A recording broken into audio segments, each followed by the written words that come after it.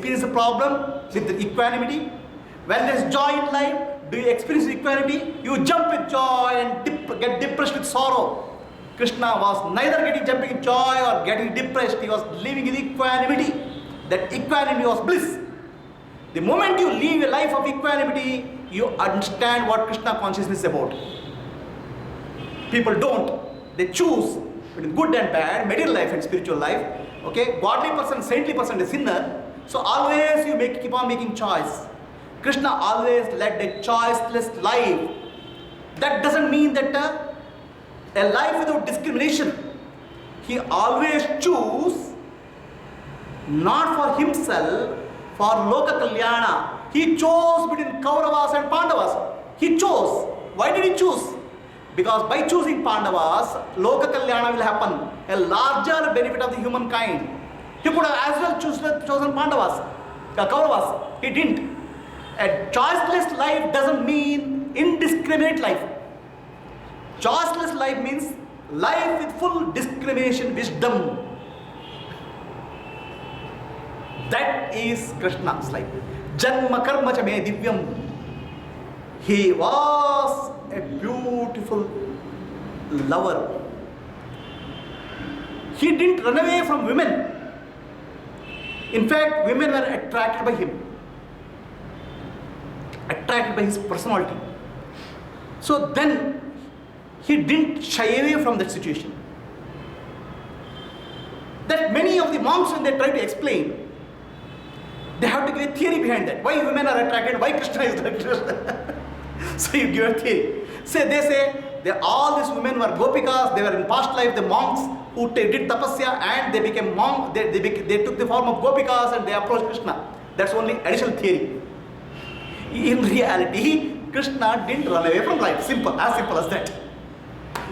Okay? At the same time, he was a lover, and when he went to Mathura, after leaving Nandagopala, left all gopis and went to Mathura. He didn't get into depression. A lover, normal lover will get into depression. I left my lover there. Okay? He didn't get depression. He had a detachment and love, like opposite qualities in one person. So these two opposite qualities are in the same person. Okay? Human mind cannot conceive this. They will always find a theory to fit Krishna into some framework. If you ask a monk, he'll fit a theory. Okay? If you ask a lover, he'll fit a theory. Krishna. Okay? So Krishna is a combination of all divine qualities, which is very, very difficult for people to explain. So if you understand life of Krishna, you will definitely attain Krishna consciousness and real Krishna Janmashtami will happen in your life. That is the message. So Krishna lived all the time as the Sakshi, the witness consciousness. Okay, when witness consciousness, anything comes in life, you act appropriately without attachment to anything, complete detached actions, but fully focused on actions, not running away from actions. Krishna is a mix of opposites because he didn't choose. There is love and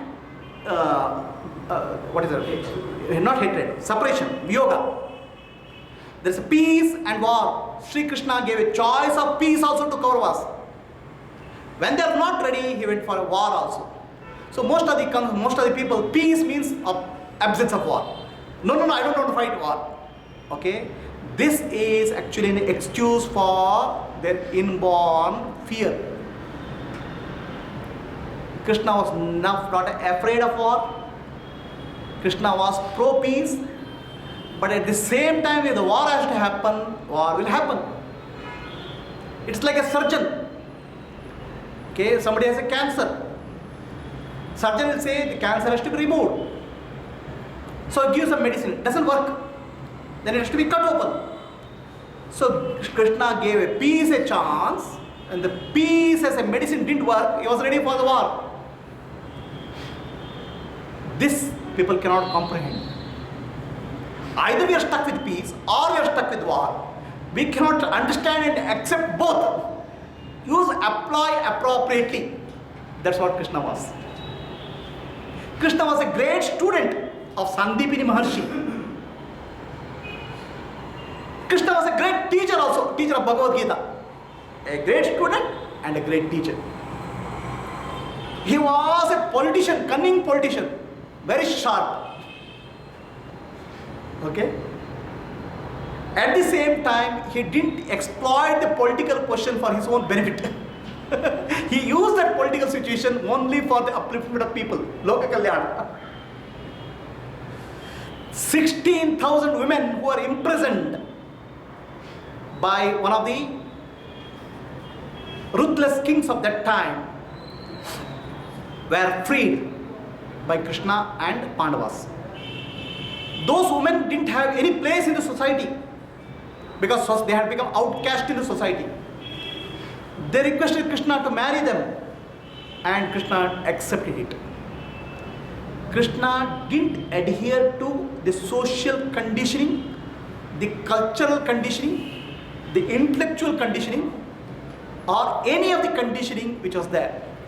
And Rama always lived with that conditioning. That's why Rama is called Purushottama, Sri Krishna is called Avatar Purusha, Avatar Shrestha.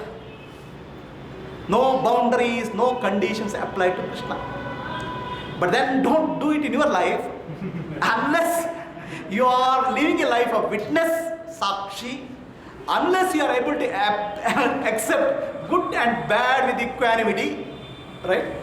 People choose the life part by part life of Krishna. A boy will go with 10 girls and say, I am following Krishna. But you have to follow Krishna in totality. You can't do part by part Krishna. Are you able to, do you have absolute calmness, serenity? Do you have absolute wisdom? Do you have absolute clarity? Do you have a purpose of Loka Kalyana? Okay? That's what Krishna is. Many people confuse outer life of Krishna with the inner life of Krishna. We have to understand the inner life of Krishna and imbibe that inner life of Krishna in us. That's Krishna consciousness.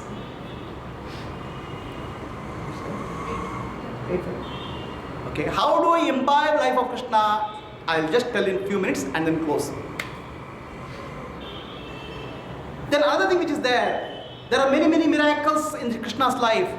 As a child, he killed so many demons. So many people there are very few people who had as many enemies as Krishna is. The Putana, Kamsa, Mushtikasura, Chanura, many of the demons tried to kill Krishna.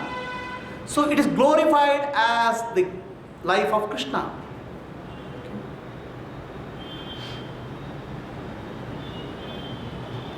What happened in life of Krishna is, Krishna was beyond fear of birth and death because of full awareness. He was beyond the fear of birth and death.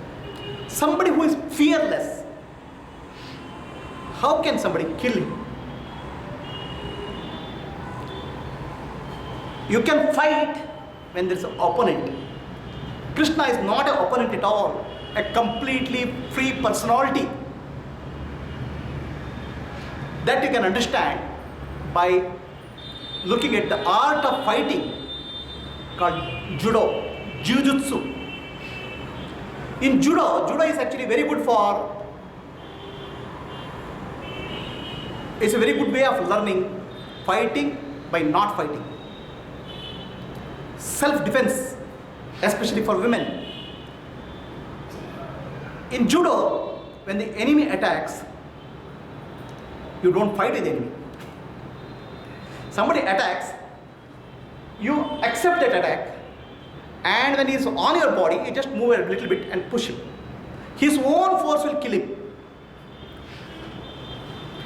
This is called jujutsu, where you use the enemy's strength to destroy him because you are not afraid of his attack. So Krishna lived a life of fearlessness. When enemies tried to kill him, it is the force and viciousness of the enemies which killed them, not Krishna. He just allowed them to die in that process. Krishna showed Vishwarupam to his mother Yashoda and Arjuna. Vishwarupam is a higher consciousness. When your Kundalini energy rises to the Sahasrara, you experience the totality of oneness of the universe. So this happened to Yashoda, Mother Yashoda, with Krishna as the child. She was so evolved to have Krishna as the child, and she had an opportunity to experience that jump in consciousness. Same thing happened to Arjuna when his mind calmed down and experienced the divinity of Krishna in the totality of the universe. This also we get a confusion in this TV serial and picture. We see the world appearing in the Krishna's mouth and body. It's called Vishwarupa. It is the other way. You experience the one consciousness, universal consciousness in every object of the universe. Everything in the universe becomes divine. That's the experience of divinity. That's called cosmic consciousness, Vishwarupa Darshana. So it happened. And it happened because of the master Krishna and the disciple in the form of Yashoda, mother, and Arjuna. So this is what Vishwarupa Darshana is about. How can we bring Krishna into our life? That is Janmashtami. Whether Krishna has not taken birth, at least, okay, that we know, right? Can we bring Krishna into our life? That happens in 4 stages called Salokya, Samipya, Sarupya, and Sayujya. Salokya means Krishna comes into your world. What is there in your world today? In your world, your family is there, your job is there, money is there, bank is there. In that life, the Krishna's life comes into you. The inspiration comes in the form of life of Krishna or higher consciousness or the master. That is called Salokya. Then comes Samipya. So then you understand Krishna is not just a historical figure. Krishna is important in my life because of the Krishna's mind. Mind of Sri Krishna is very different from the mind of ordinary human beings. The quality of fearlessness, the quality of love, quality of compassion, quality of choiceless acceptance, quality of witness consciousness, quality of awareness is very different from ordinary human beings. Then you come closer to Krishna because your mind also starts taking that form of Krishna, the mental qualities of Krishna, Samipya. Then you understand, become Sarupya, you attain oneness, take the form of Krishna internally. Your mind, your consciousness takes the form of Krishna consciousness. The intellect starts taking the form of the wisdom of Krishna. How does it take the form of wisdom of Krishna? When you go through the teachings of Bhagavad Gita, contemplate on that, imbibe those truths in your life, the intellect becomes purified. So then becomes Sarupya. Salokya, Samipya, Sarupya, and Sayujya. You evolve from a physical form of Krishna to the psychological form of Krishna, Krishna to the intellectual form of Krishna, to the oneness with the Krishna, which is called Krishna consciousness. This is the spiritual journey. This is Krishna Janmashtami. So physical form of Krishna and his life you can learn through Bhagavatam. Okay? That is actually Salokya. Samipya is when the stories of Bhagavata start touching you. Sarupya is when that stories touch you and you go to the teachings of Sri Krishna in the form of Bhagavad Gita, contemplate, meditate on that. Intellectual absorption of the teaching happens. And Sayujya is experience oneness with Krishna. And this oneness can happen in the form of Vishwarupa or Atma Sakshakara or both. This is spiritual journey.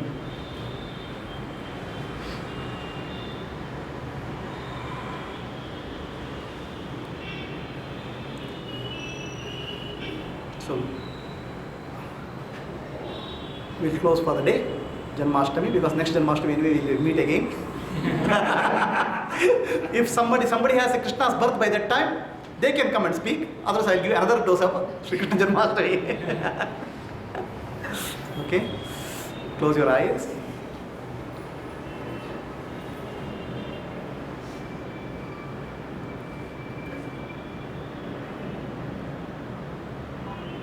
Sit comfortably. Take couple of deep breaths. As you take deep breath, you start feeling deeply relaxed.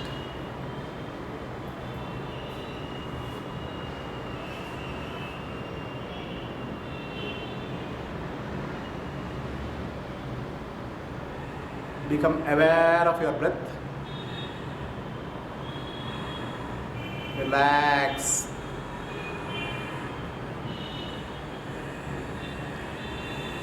Invite the higher consciousness, the Krishna consciousness in your life. May the divine light and wisdom fill up your whole body and mind complex, purifying every aspect of your personality and life. Fill yourself with the divine energy entering through your Sahasrara. Every cell of your body gets purified. Mind becomes purified. Intellect becomes purified. Experience oneness with Krishna consciousness.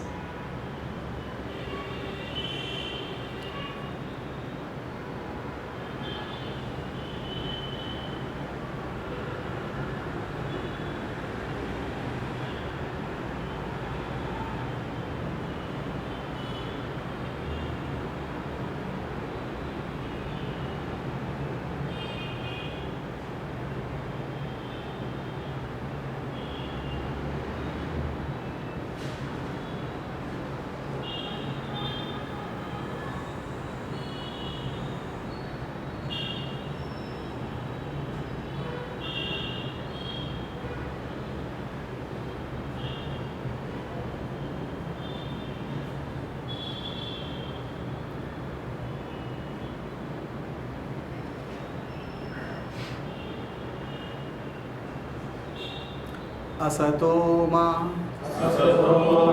Sadgamaya Tamasoma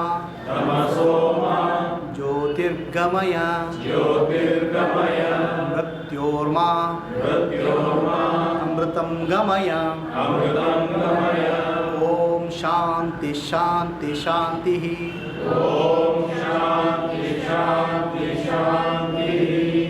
On this occasion of Shri Krishna Janmashtami, we pray to divine consciousness to fill our body, mind, complex, and our life with the divine light, wisdom, and grace. May all of us have health, wealth, and ability to face all circumstances with equanimity. May all of us be blessed with enlightenment and unity with the divine consciousness. Lokaha samastaha Sukhino bhavantu. Lokaha samastaha Sukhino bhavantu.